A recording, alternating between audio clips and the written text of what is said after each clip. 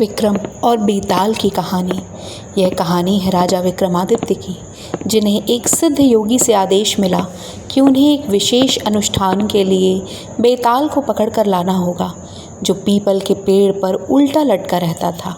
यह बेताल एक बहुत चालाक आत्मा थी, जो हर बार राजा को चकमा देने के लिए एक नई कहानी सुनाता और अंत में एक कठिन पहेली पूछ देता था। यदि राजा उसे सही जवाब दे देते तो बेताल तुरंत अपने स्थान पर लौट जाता।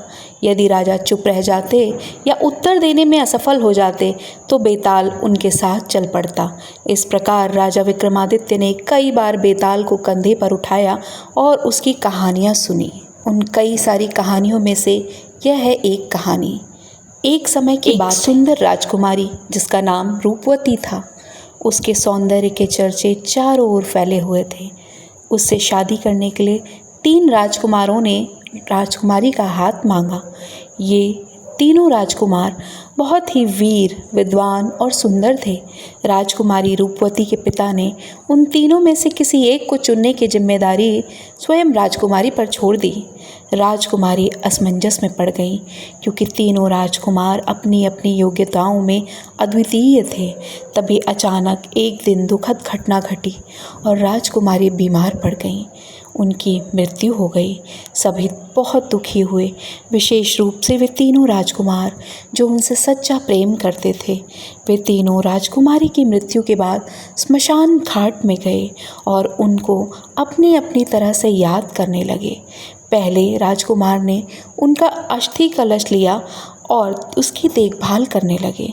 दूसरे राजकुमार ने तपस्या में जीवन बिता दिया ताकि राजकुमारी की आत्मा को मुक्ति मिल सके। तीसरे राजकुमार ने वैदिक मंत्रों का अध्ययन किया।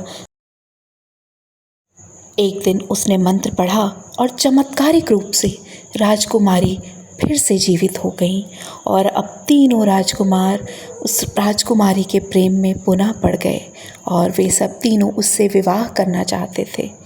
यह कहानी सुनाकर बेताल ने राजा विक्रम से पूछा, राजा विक्रम, अब आप यह बताइए कि तीनों में से राजकुमारी से विवाह करने का सबसे उपयुक्त कौन है?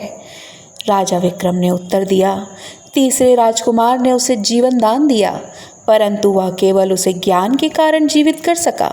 दूसरे राजकुमार ने उसकी आत्मा की शांति के लिए तपस्या की, परंतु पहला राजकुमार जिसने उसकी अस्थियों की देखभाल की, वही सच्चे प्रेम का प्रतीक है।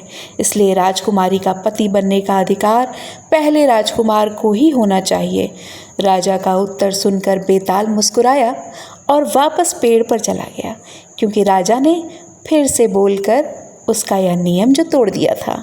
इस तरह बेताल और राजा विक्रम की बुद्धिमत्ता की परीक्षा लेता रहा और राजा विक्रम हर बार अपने ज्ञान और न्याय से उसे संतुष्ट करते रहे।